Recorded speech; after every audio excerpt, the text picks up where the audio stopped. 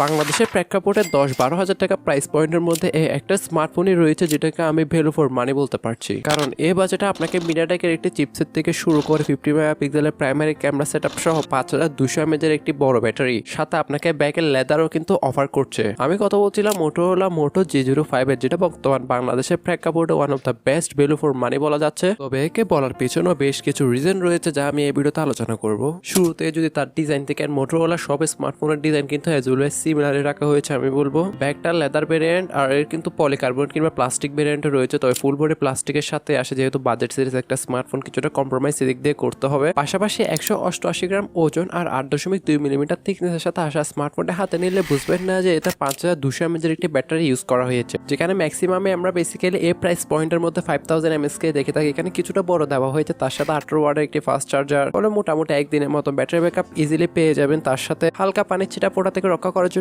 IP54 এর সার্টিফিকেশনও তো রয়েছে। পাশাপাশি ডিসপ্লেটিকে প্রোটেকশন করার জন্য কর্নিং গোরিলা গ্লাস 3 প্রোটেকশন রয়েছে। হ্যাঁ, ডিসপ্লেটি দেখলেই বুঝতে পারবেন যে এটা একটা বাজেট ক্যাটাগরি স্মার্টফোন। তবে হ্যাঁ, ডিসপ্লেটা বেশ বড়সড়ই বলবো, কারণ এতে ইউজ করা হয়েছে 6.67 ইঞ্চি মাপের একটি IPS LCD প্যানেল। তবে এই বাজেটে তারা 19 হার্জ দিয়েছে, ভালো ব্যাপার, কারণ অনেকে স্মার্টফোন আপনার 120 হার্জ দিয়ে থাকে, এটা কিন্তু আপনার অথেন্টিক না। তবে হ্যাঁ, এটা কিন্তু আপনার HD+ রেজুলেশনের একটি ডিসপ্লে। পাশাপাশি 264 ppi ডেনসিটি এবং 20:9 এক্সপেক্ট রেশিওর সাথে আসা ডিসপ্লেটিতে আপনি 4K তে কিন্তু ইউটিউবে কন্টেন্ট ওয়াচিং করতে পারবেন। তবে সেক্ষেত্রে কিছুটা ল্যাগি ফিল দিবে, তাই 2K তে দেখলে কিছুটা বেটার এক্সপিরিয়েন্স পাবেন। আর all over display colour calibration এই কোয়ালিটি মোটামুটি অন্য 10টার মতনই ছিল। তবে হ্যাঁ, যেহেতু latest out of the box Android 15 এর সাথেই আসে, যেখানে অ্যান্ড্রয়েড আপডেট দেখা না গেলেও কিন্তু তারা সিকিউরিটি প্যাচ লেভেলের 2 বছরের আপডেট দিতে পারে, সেটা ভালো ব্যাপার। তবে পারফরমেন্স সেকশনে বলার আগে আপনারা যারা এখন আমাদের চ্যানেলে সাবস্ক্রাইব করেন না অথবা এখনো নতুন রয়েছেন, অবশ্যই সাবস্ক্রাইব করে আমাদের চ্যানেলের ফ্যামিলি মেম্বার হতে ভুলবেন না, এবং ভিডিওতে লাইক কমেন্ট এবং শেয়ার করতে ভুলবেন না। আর ফেসবুক পেজ থেকে থাকলে বড় মতন এবারও লাইক কমেন্ট ফলো এবং শেয়ার করতে ভুলবেন না। হ্যাঁ, প্রসেসর সেকশনে সেখানে কিন্তু তারা MediaTek Helio Z81 extreme use করেছে, যেটা 12 nm বেস্ট একটি অক্টা কোর প্রসেসর।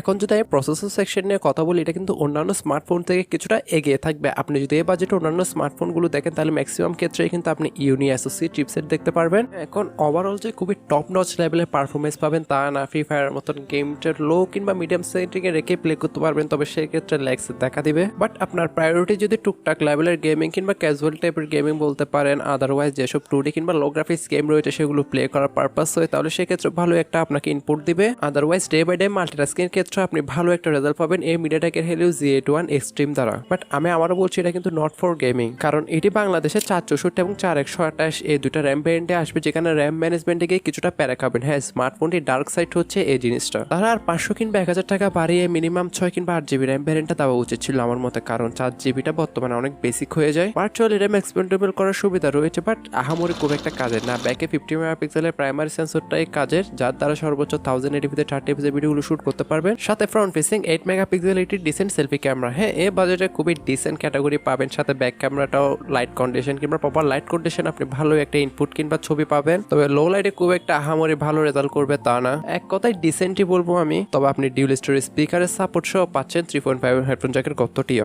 আমরা কিছু টুকিটাকি সেন্সর দেখতে পারবো, যেটি বাংলাদেশের বাজারে তার বেস ভ্যারিয়েন্টটা 10-12 হাজার টাকার মধ্যে অ্যাভেলেবেল রয়েছে, তাও আনঅফিসিয়াল ভাবে। মোটোরোলা স্মার্টফোন কিন্তু দেশে খুব একটা অফিসিয়াল অ্যাভেলেবেল নাই, আসলে নাই বললেই চলে। এই পার্টিকুলার প্রাইস রেঞ্জের মধ্যে অন্যান্য স্মার্টফোন থেকে কিন্তু স্মার্টফোনটা কিছুটা এগিয়ে থাকবে, সেটা তার ডিজাইন হোক, ক্যামেরা হোক কিংবা পারফরমেন্স হোক। বাট আদারওয়াইজ স্বাধীন দেশের আপনারও স্বাধীন নাগরিক, বাকিটা আপনাদের উপরে। এই প্রাইস পয়েন্টে স্মার্টফোনটি কেমন লেগেছে কমেন্টে জানাতে ভুলবেন না।